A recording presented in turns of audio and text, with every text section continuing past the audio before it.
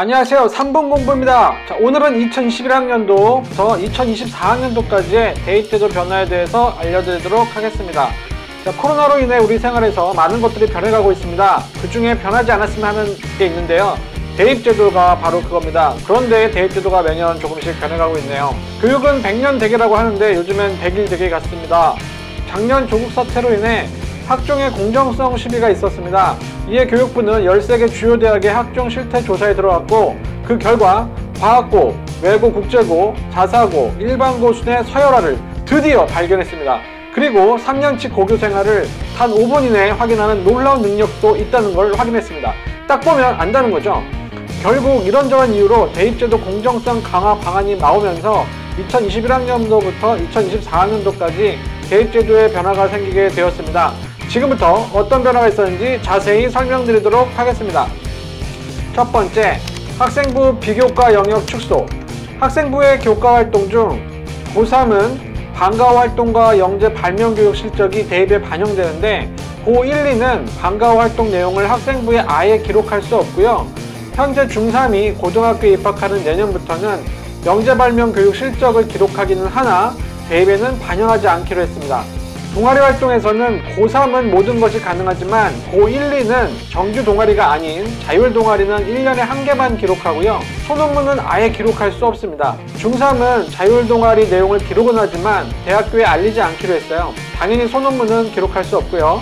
봉사활동은 고3은 모든 것이 가능하지만 고1, 2는 특기사항은 기재할 수 없습니다. 중3은 개인 봉사활동 실적을 대학교에 알리지 않기로 했고요. 이제 헌혈은 진정성 있게 하는 걸로 합시다. 진로활동은 고3은 모든 것이 가능하지만 중3부터 고2까지는 진로희망 분야를 대학교에 알리지 않습니다. 이젠 진로희망 분야 내용 바뀌었다고 해서 고민하지 마.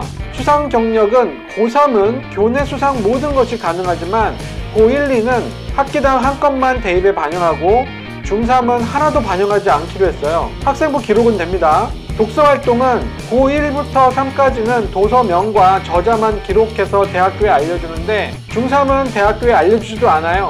두 번째, 자기소개서, 교사추천서 단계적 폐지. 고3은 자소서가 4개 문항 5,000자인데 고1, 2부터는 3개 문항 3,100자로 축소됐어요. 중3부터는 자소서가 아예 없어집니다.